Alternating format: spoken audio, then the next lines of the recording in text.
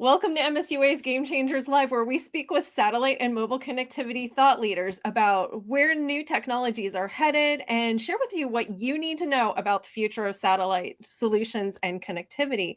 I'm your host for today, Lisa Dreer, and I'd like to introduce our guest for today, Joel Schroeder. He is the Director of Land Mobile at Intelsat. Welcome to the show, Joel. Thank you, Lisa. Absolutely. Thanks so much for being here. Maybe we can start by having you just give a little bit of background on yourself and Intelsat. Sure. I joined Intelsat about 3 years ago to start the land mobile business. I think as many in the industry are aware, Intelsat has historically been more of a capacity player, but over the last several years has been moving more and more into managed services. Prior to joining Intelsat, I spent about 9 years at Inmarsat, which is really where I guess, gained most of my experience in land mobility. Prior to that, I did a few gigs more in traditional telecom, starting off with working on cellular joint ventures in Russia, of all places, and then sort of moving from there to London, back to the US, and working on other sort of fixed telecom services prior to moving into satellite about a little less than 15 years ago. Intelsat, as I said, is known for, I think, being probably one of the oldest and most established satellite operators, and historically very much a capacity player. With the managed services platform, the Flex platform that was introduced a few years ago, a number of service capabilities have been launched on that platform. One of the more recent ones being Flex Move, which is a service that my team and I brought to market just before COVID hit. So our timing was good on launch. It was February of 2020. But despite that, we have built a global network of distribution partners and are now seeing, a ramp in our business from those partners that literally cover every continent at this point. So FlexMove is a more traditional land mobile managed service, supporting both comms on the move and comms on the pause. Wow, amazing. So maybe you can tell us a little bit about some of the key trends that are happening with land mobile right now. Well, I think in terms of trends, I think where we're seeing a lot of traction at the moment.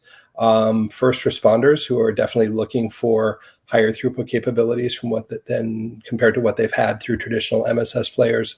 We're also seeing a lot of interest across the government markets, as well as some commercial markets like mining and rail in particular. So I think those are some of the areas where we're seeing trends. We've had some very interesting use cases from a few customers. One that was published recently, the Royal Navy in the UK, deploying FlexMove for remote surgical procedures. I think you're probably well aware of this, as it was part of our submission for the awards with MSUA a couple months ago. Very interesting use case where they deployed FlexMove and were able to actually connect to specialists in central locations in the UK to support remote surgical procedures in the field. So a really great use case, both in the sense that it demonstrates the real power of satellite, the power of what the FlexMove platform can do, and delivers a real, truly life-saving capability. Another one of the use cases that we've documented with another partner in Brazil is connecting a train operated by a mining company. It's a large, well-known mining company.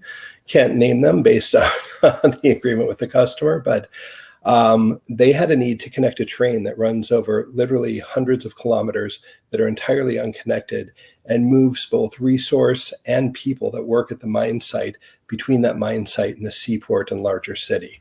So really critical to their business operation in terms of being able to move that resource and to be able to monitor the operation of that train and to be able to track both the performance of the train and ensuring coordination of logistics with the resource that they're moving. But it also provided a really useful passenger connectivity solution, as these train rides can be several hours, if not a full day. So it allowed access not to full internet services, but to social media, to certain apps, and allow people to stay in touch and have access to some bit of entertainment through a connected platform. Wow, what amazing use cases. Yeah. Right. So maybe you can talk a little bit about what you see as the most important role that the satellite industry is playing in the future of mobile connectivity. I'd say it's probably the continuity of service. I think the internet and mobile devices have become so pervasive that not only are individuals and businesses highly dependent on them, but I think the tolerance for not being connected is extremely low. So satellite, as part of a network of networks, really brings a critical capability that ensures that any user has continuous connectivity, no matter where they're located. I think if we look historically at each terrestrial mobile generation, as the technologies have evolved, the geographic coverage has actually gotten smaller. So we have more and more areas that are not well connected by terrestrial networks. Typically, the population centers, main roadways will be, but for those that are moving in other areas, the need for satellite is only becoming greater. And I think there's a greater demand because of that desire to stay connected. Sure. What do you see as some of the most significant changes that will be happening in the satellite industry over the next, I don't know, 24, 36 months, maybe 5 years? Yeah. Well, I mean, I would say this network of networks concept, particularly one that is really 5G focused. If you Mhm. look at what Intelsat has announced with its next generation network strategy, we are building a software-defined network. It's software-defined satellites, a software-defined ground infrastructure with a 5G core. So with that 5G core, of course, it not only allows us to leverage developments that are taking place in the 5G ecosystem for certain devices and applications, but it also will facilitate a much tighter and more seamless integration with those terrestrial networks. So I think some of the greater developments are going to be around this development of network of networks that integrates both satellite and terrestrial, but not just with terrestrial networks. It's also integrating multiple satellite standards. So taking, say, a geo network like Intelsat operates today, potentially a future NGSO development, and even leveraging something like HAPS, the high altitude platforms, these aircraft that can provide actually direct 5G services to users on the ground from something that covers a much wider area, or could be used to fill a gap in a more dense terrestrial, where there's a less dense, I should say, terrestrial deployment of infrastructure. Wow, fascinating. I think that's the first I've heard of using some of those other aspects. Everybody talks about terrestrial and satellite, so Yeah, when that'll the be fascinating. Yeah, and it's the beauty of the software-defined network as well, is that moving to the software-defined, not just the geo satellites that will launch, but the software-defined ground infrastructure, paired with a smart device, will allow you to actually configure that device to leverage whatever combination of networks is needed for the customer's solution. So not every customer is going to need every single network that you may have available in this network of networks solution, but you can customize an offer for them that maybe leverages the geo, the NGSO, and the terrestrial, or just the NGSO and the terrestrial, whatever meets the requirement. So, besides, I think bringing together these different network capabilities, providing a more seamless or tighter integration, I think you also have the ability to really customize solutions that leverage just those capabilities that the customer really needs. Sure. Does using the various networks introduce new security challenges? No, I mean, I think the security is still going to be, you're going to have the same kind of security management, I think, on the space-based assets as well as the terrestrial network.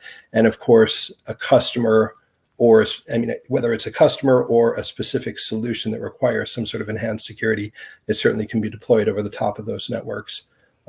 So we're going to have the same kind of encryption, I would imagine, on any of the satellite assets that we operate. And at the ground layer, of course, there's the option either to terminate traffic directly into the internet or to provide a private connection from a teleport directly to the customer's network. So I think, yeah, security considerations are obviously going to be very similar, but I think the ability to address them will continue to be there and probably be even stronger. Um, Got it. Got it. What would you say are the greatest challenges to delivering a commercial satellite service to the market today? I think probably the biggest challenge that we're finding, particularly with the FlexMove service, is user terminals that are sort of optimized not just for delivering the highest speed, but sort of optimized for the various use cases that exist across the land mobile market. There are so many different verticals and so many different user requirements that I think what I've seen is that you've got the sort of new terminal ecosystem all kind of racing to get to the fastest, highest performing terminal, which is great because we definitely have users that want that. And then on the other end, you have a number of new IoT type platforms, but there's a big gap in the middle. I think there are a lot of use cases in the middle. They don't necessarily need they don't need the highest speed.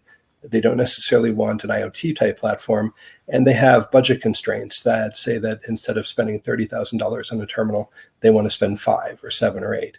I think what I'd really love to see from these new platform developers, whether it's the ones operating in the IoT space or the ones kind of racing for the best performance, is to look at leveraging their technology for other options in between, to see them delivering more of a family of terminals that meet different use cases at different price points, different form factors. So I think that's one of the bigger challenges. The cost of satellite services has come down, significantly. If you look at the pricing that we're offering on FlexMove today, it's really compelling, and it is significantly lower than what's been available historically for a land mobile service. So, if you look at the total cost of ownership, the biggest component of that is still the hardware. And so I think anything we can do, whether it's driving volume, but also working well, and in fact, on the volume question, I think for the vendors, I think by delivering a suite of terminals that meet different needs, I would actually think the total volume of sales would only increase for them, rather than just pursuing that niche that looks for the very high performance capability. That's great. Yeah, having come from that end of the industry, that's a really interesting perspective. So, there's an opportunity perhaps there that maybe we, Yeah. folks in that aspect of the market haven't maybe been aware of. So I great. think there is an opportunity, and it's certainly a message we're trying to communicate. I think because we're sort of in that position of delivering the service and developing the channel to market, there's the third piece of that solution besides the solution partner that brings value adds and the customer expertise. There's Intelsat that brings the service offering. There's that third piece, which is the hardware and the enabler of the service that I think that needs to be focused on a bit more. Sure. How big of a role does size and weight play into that as well? So you kind of have that performance, but what about Yeah. size and weight? No, it plays a big role depending on the asset you're trying to connect. I mean, if you're connecting a large piece of mining equipment or putting it on a locomotive, size and weight is probably not a huge consideration, although it still is. We've certainly found that. But as you try to move into some of the markets, say some of the other fleet markets, road transport, large trucks, you have a lot of satellite deployments in that space, typically on lower data rate messaging platforms. But as those truck platforms are moving more and more towards autonomy or more software based, the need for a bigger pipe to connect them, whether it's for delivering software updates or having the ability to take control of an autonomous asset if there's some anomaly, they need a larger pipe. But because those assets are typically operating on roads that are heavily covered by terrestrial networks, they don't necessarily want to invest as much. They don't necessarily need as big a pipe from the satellite side. They want something that provides them, a good failover, a good sort of continuity of service when they go in and out of terrestrial coverage. And the size, the weight, and the price point are definitely big factors in them making a decision to connect hundreds or thousands of vehicles across, a large fleet. Sure, sure. From a user perspective, what are some of the criteria that users should be considering as they are looking at services to connect, especially from a land mobile perspective? Yeah, I mean, I think, certainly they're going to want to look at, I guess, the overall quality of service that's available. I mean, we see a lot of the new sat companies coming onto the scene, and I think there's a lot of hype around them and a lot of questions about exactly what they'll be able to offer. Typically, they seem to be focusing more on the consumer broadband markets today, but of course, we expect that they will start to become more active in some of the business or commercial markets as well. I would say, looking at quality of service, do you want a highly contended consumer network, or do you want one that is where the quality of service is managed to deliver something that's consistent or even to offer a committed information rate where it's needed for certain applications, Mhm. and is offering enough flexibility to configure a solution, that better meets your needs rather than just sort of an off-the-shelf, high use network. So I would say quality of service, flexibility, um, diversity in the service offering, the terminal offerings. All of these are things that need to be looked at. Right, right. Are there things that users should be looking for as they are selecting or reviewing their satellite services partner or partners? Yeah, so I guess it depends on which partner they're looking for. I mean, certainly, if they're looking, like we distribute only through this network of solution partners, so we're not selling direct to the end market. So certainly, I think they want to look for a solution provider that is able to provide not just the connectivity, but some of the value adds or applications that they may require, or at least be in a position to provide good support for them. I think they need to consider whether the service or whether they need a service that is more global in reach, or if it's more regional, and consider what the network offers. From the network perspective, I think they also want to understand that there's enough flexibility on the commercial models, to be able to customize a solution that best meets their needs. For example, with the FlexMove service, we offer the traditional sort of monthly 12-month term package where you buy a data allowance per month, but we also offer quarterly and annual options that are prepaid for those users whose usage patterns are maybe more event-based and less predictable, and also offering shared options where if you've got a fleet of terminals, you can actually bundle them into a shared plan and benefit from a pool of data that each of those can share without necessarily committing to a certain volume per terminal. So, yeah, I think there are a number of things that need to be considered. It's the flexibility, it's the coverage, it's the sort of the value adds and the support services that the service provider can offer, and then some of the commercial flexibility in terms of finding packages that meet your specific usage patterns and needs. Sure. What are some of the most, I guess, significant value adds you've seen delivered in the marketplace? Well, I'd say there's sort of the basic set, of course, things like VoIP and basic messaging platforms. But one of the areas where we're seeing a lot of demand is for higher resolution video. Whether it's on a rail system, whether it's on heavy equipment, whether it's for it could be for disaster response, for situational awareness. In fact, we provided some support for the recent earthquake relief in Haiti, and one of the use cases from the NGO that we were working with was to fly drones. I mean, kind of smaller drones to go over buildings in areas that had been affected by the earthquake to get a better view of exactly what had happened, and then connecting that back to the satellite terminal to upload and send that information off to a center that was doing the evaluation and assessing what kind of materials and what kind of physical support was required to address the situation. So yeah, I think there's a range of applications, but I'd say video is one that we're getting a lot of requests for. Certainly, offering basic VoIP and other capabilities is I think just kind of table stakes for a lot of the SPs. But Sure. yeah, so I Right. think So, in terms of new technologies, what are those technologies that users really need to start looking at and getting smart on and, gaining knowledge about? yeah. Well, I mean, they should look at FlexMove, Intelsat's product. I think we're the one of the newer land mobile services and offering very different capabilities from what the MSS guys can do.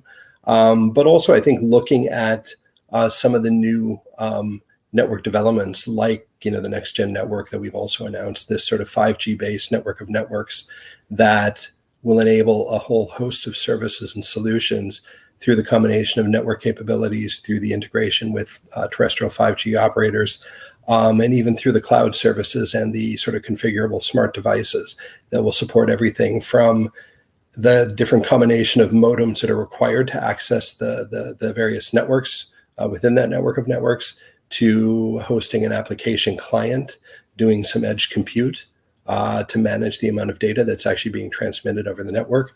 There's a lot of new developments coming with these new networks that I think are going to make the solution much smarter and much more relevant and even more cost effective for the users. So I think, taking a look at what's being done, that's more specific. I mean, our markets are more business to business, not so much business to consumer.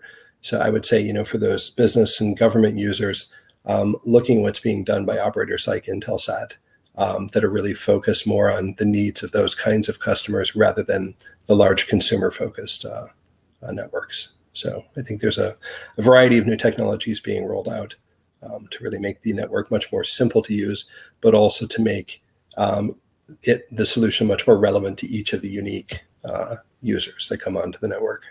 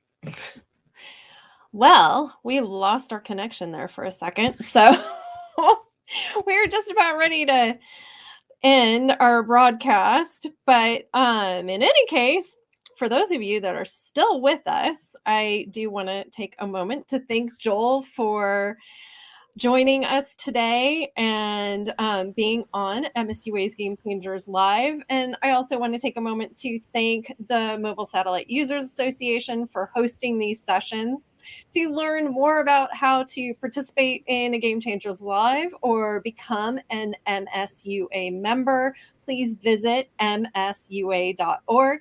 And we'll see you next time on MSUA's Game Changers Live.